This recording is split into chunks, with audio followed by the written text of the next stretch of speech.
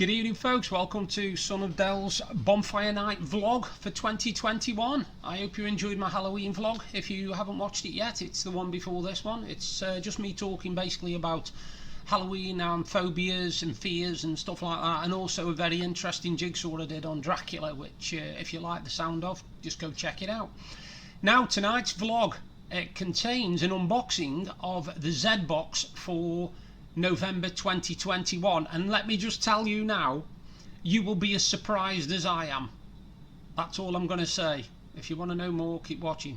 And I'm also going to be talking, really, to be honest, with it being Bonfire Night, I'm going to be talking about Bonfire Night, about the difference between, well, how it's changed really from when I was a child to what it is now. So them are the only two things I'm going to be talking about tonight. So coming up first of all, the very unusual Zbox for November 2021.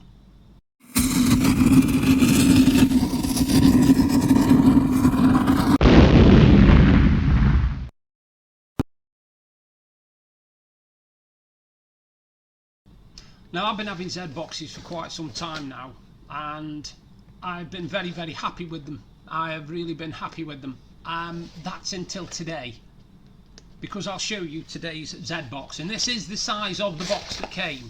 This is the Zbox for this month. That is it. That is it. When you compare last month's, was about yay big by yay big, and it was a shoebox size, maybe bigger than a shoebox size, and that literally is my box for this month. Now the stuff in it isn't too bad, but they've gone now from 6 items to 5 items, and in this box there's only 4 items. Now the first one I really like anyway, because it's a really smart t-shirt, and it's one of the franchises that I have got a few items of, and it's Jurassic Park, as you can see.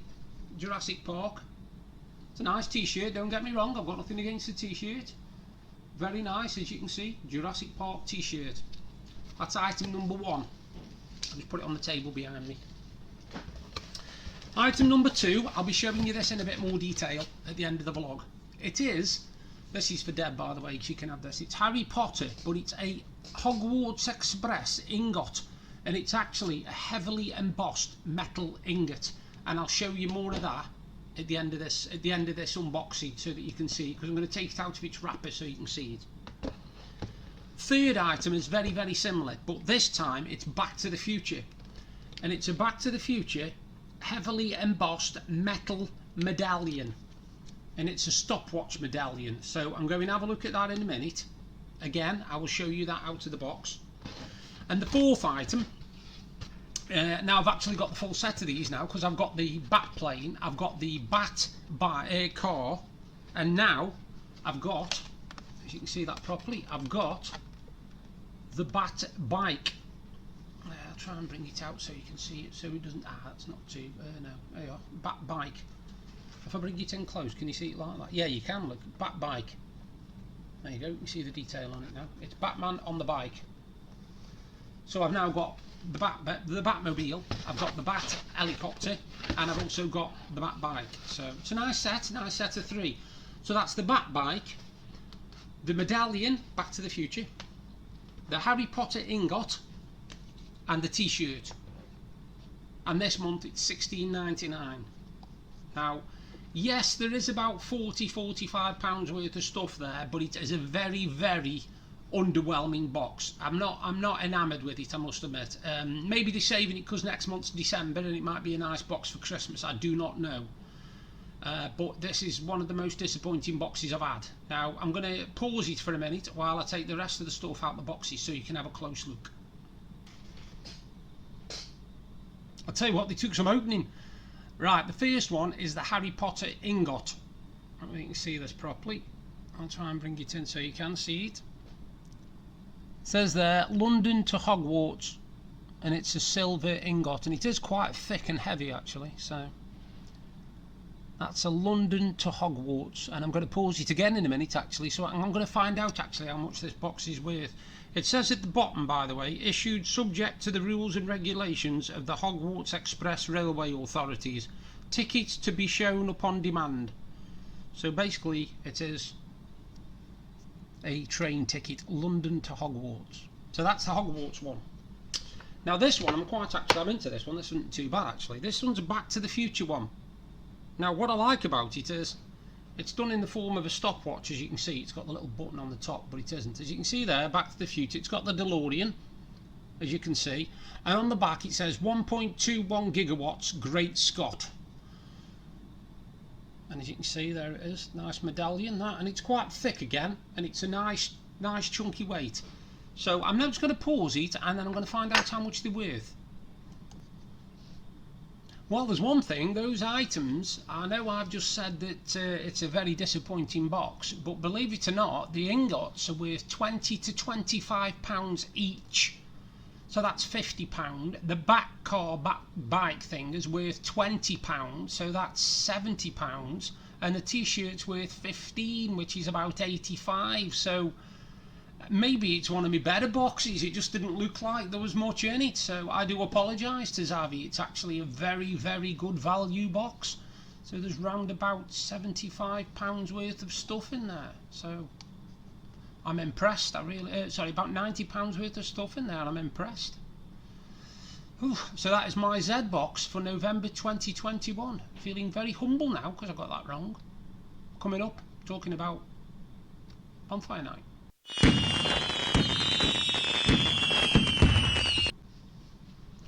Wow, that was a bit of a shock, I must admit.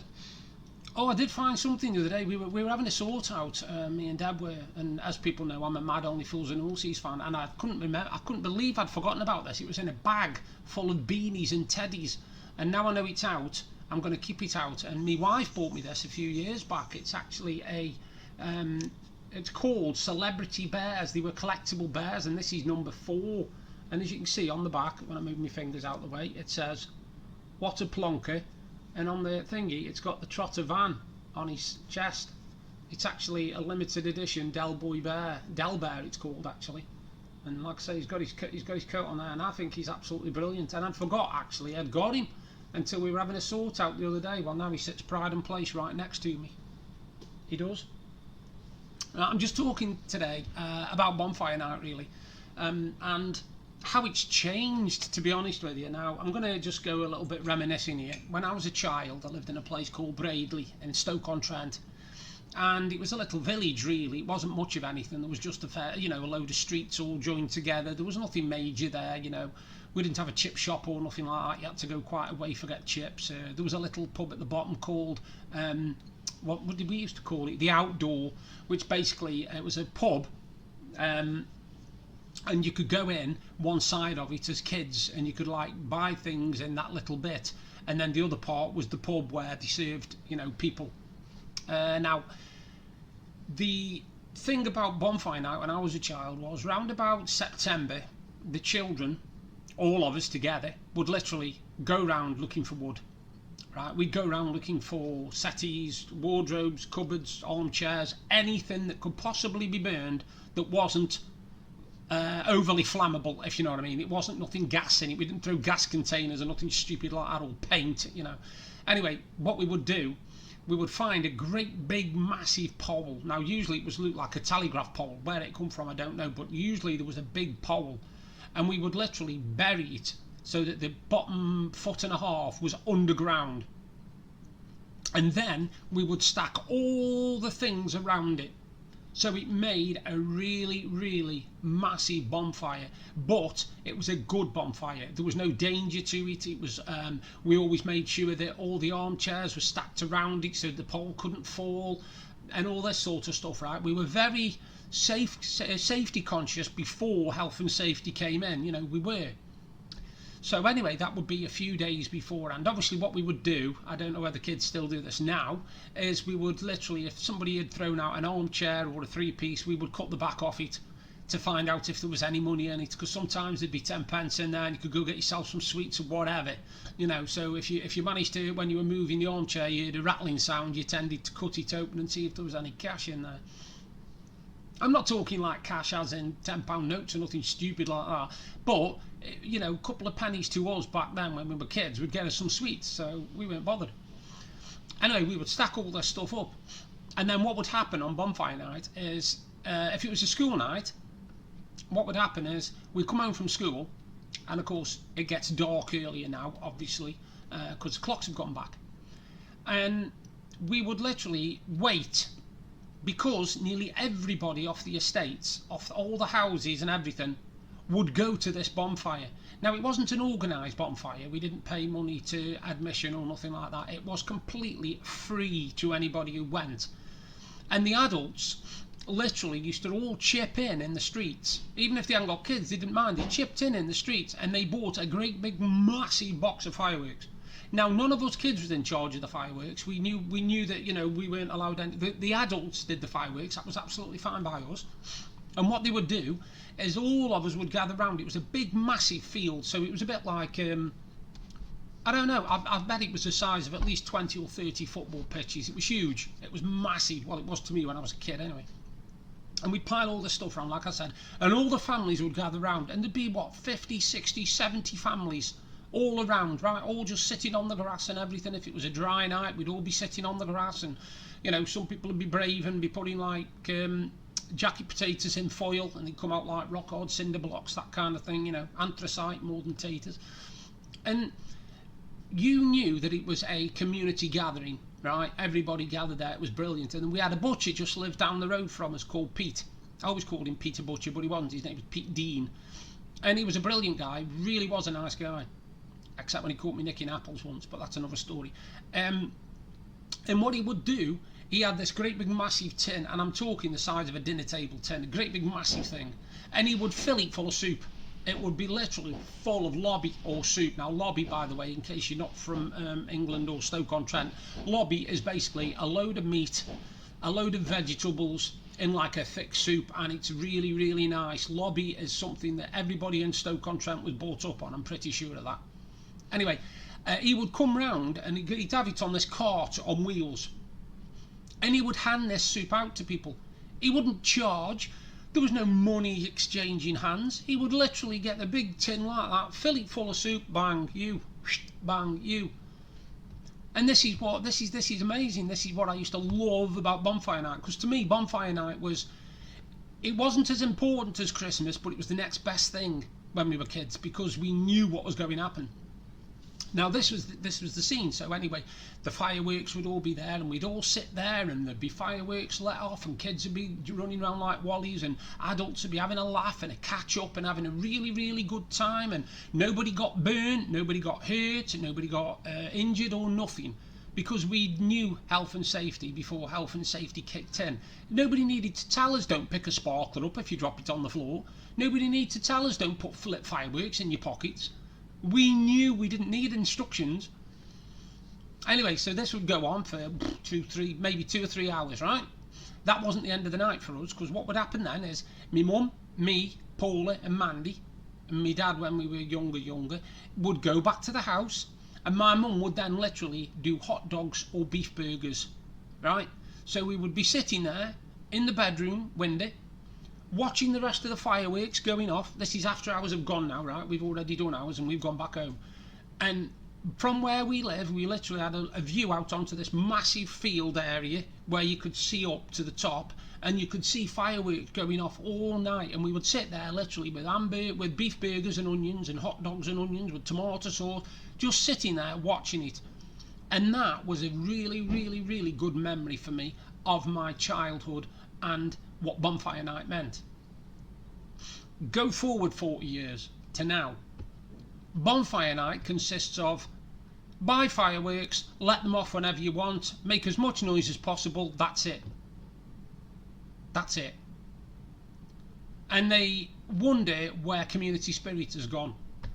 It's completely gone. If you can find an area where they're still doing this, I would make the most of it, because hardly any of it exists now. They don't have community bonfires now, because health and safety came in, you see. Oh, you need a first aid certificate. Oh, you need a health and safety certificate. You've got to pass this, you've got to pass that. What a load of cobblers. Never in a million years did we need anything like that when I was a child. Never. But of course now, oh no, I got hurt by doing such and such. Ah, well, health and safety should get involved with that. You should have this, and they should stop this, and you should stop this. And it's ruined it. It has completely ruined it. And the other thing was, when we were kids, yes, some fireworks made a noise, like bangers, rocket, you know, that sort of thing. But You don't listen to fireworks, you watch them. I've never sat watching fireworks and turned away from the screen so I could listen to them. So why do they have to make such a bad noise? Why do they have to scream and screech and bang and frighten the life out of dogs, cats and people who've got PTSD? Why do it? Because fireworks do not need to be noisy. They don't. I've no idea why they are so noisy. You'll hear some of them go off and they'll make a noise like a bloody explosion. And you think, well, why don't you just let off a bomb or something, or you know, something daft like that? Because the noise off some of them, I've known it before where the noise has literally made the house shake because they bought these bloody super bomb repeater things, whatever they're called. But I don't see the point. Make silent fireworks. If somebody said to me, there's a firework display going on around your way and all the fireworks are noiseless ones, it would be more enjoyable. It would be more enjoyable because you wouldn't have the loud bangs and the echoing and the shrieking, shrill sounds that drive your head funny. You know, if you suffer with headaches and migraines, you won't go to a firework display for love nor money. Because at least if you're looking at fireworks and they get too bright for you, you can turn away. If you're looking at fireworks and they're going bang, bang, bang, bang, bang, one after another, even if you turn away, you can still hear them. You can still hear them. And that's what's changed for me about Bonfire Night. Now it just seems to be, let's get a load of fireworks, make as much noise as we humanly can, and upset people, because obviously the more people we upset, the better. And then let's go home, and then let's forget about it then. Let's just go home, and that's it. That day's done, go on to Christmas. It's changed. So much has changed. And I was right when I was on about earlier, funny enough. I was just go on this in a quick subject, is health and safety. Health and safety has ruined children's childhoods now. When I was a kid, I used to go out in the morning. If it was school holidays, I would go out in the morning, and my mum would not see me for about 7 hours. She wasn't worried if I'd been abducted. She wasn't worried if somebody walked off with me. Because we knew about being... You never went walking off miles on your own. You were always in groups. You were kids. You had mates who you hung about with. You know, you'd go walking for miles up the golf links and find golf balls and sell them back to the golfers and stuff like that. You'd even take some sandwiches in a little butty box and have a picnic while you were out. You didn't go walking off into the middle of nowhere. You didn't go doing stupid things like climbing on warehouse roofs and falling through them. Which is another thing which absolutely amazes me. Somebody can go on a warehouse roof and fall through it, and the person who owns the warehouse will get done. They'll get sued because the roof wasn't safe. But roofs aren't meant to be walked on. Health and safety, see, it's gone mental. It's gone absolutely mad. Health and safety has ruined childhood. I see children now who want to do something but can't because they need to make sure this is in place, that's in place, this is in place, that's in... And by the time they've done all that, it costs so much money to sort it all out. Did they just go, it's not worth doing? It isn't worth doing. See, when I was a kid, everything was free. There was community. That's what it was all about, community. You know, people would come to the bonfire and they wouldn't be worried on thinking, oh, well, hang on a minute, I've left my house open and everybody knows that I'm here, so I might get burgled. Nobody ever got burgled on bonfire night, mate. No chance. We'd go back home after. Back door would still be on the latch. Nobody'd have been in. Nobody caved in your door and nicked anything. Society's mad and it's horrible. It really is. I'm actually glad I am not growing up as a child today. People might say, oh yeah, but they've got it easy, they've got Xboxes and they've got... That isn't a child. That isn't a childhood. A childhood is just, what, sitting there playing FIFA or playing Call of Duty and shooting your best mates in the head. I'm sorry, but that is not a childhood. Childhood is about getting out there, having adventures, having memories that you can look back on and go, oh man, do you remember that field down there? So, oh, we had a right time down there. Do you remember when we fell in the lake? Oh, that was even funnier. And, you know, you'd have all these memories. Not, oh, do you remember when FIFA 23 come out? God, what a crap game that was. What a horrible memory to have. And if that's the only memories you're going to have, mate, I'll tell you what, your childhood's wasted. Because you might think your childhood, oh, this goes on forever and ever and ever. Trust me, mate, it doesn't. I'm 49 now, which means I've been left school 34 years because I left when I was 15. So I've been left school twice as long as I was at school. More than, in fact, because I didn't start till I was 4, so 11 years at school and 35 years out, so 3 years. three times the years I've been left school. And it doesn't feel like I've been left 34 years. It doesn't seem like I've flicked my fingers. Me and my wife now, Deb, we actually met in 2000, so we've been together now 21 years. And 21 years he's gone like that. You know, I've got nephews I've got one that next year turns 30 and another one that turns 35, and they can't believe it. They feel like they've only just left school. And yet here they are, they're facing their 30s, their 20s, they're saying goodbye to it. And one of them's coming up to halfway through the 30s, and he's only 5 or 40 now. You know, and the time just goes like that, gone. So enjoy your life, enjoy your childhood, make the most of it. Do things you want to do, don't put them off, because you might put them off today and then suddenly tomorrow you can't do them. Someone comes along and says, you're not doing that. Anyway, that was just a talk about Bonfire Night and childhood, really. If you enjoyed the vlog, do me a favour, subscribe. The button's coming up on the top, and let me just get this right now. I've got my directions right. It'll be there in a minute, the word subscribe. And then if you want to watch another one of my playlists, it's going to be right there where my finger is now. It isn't there at the moment, because I look like a wally, just made my finger pointing in the air. But if you like what you see, please subscribe, hit that bell, and you'll be notified every time I do a vlog. And there are lots of vlogs coming up, including an unboxing of a beer advent calendar, my beer box for November 2021, which should be coming up in about 2 weeks' time, and various other bits and bobs that are coming as well, including a brand new coin collection, which I won't tell you more about now because it'll spoil it. But you keep tuning in, and I'll keep doing the vlogs. Bye for now. You all have a good bonfire night.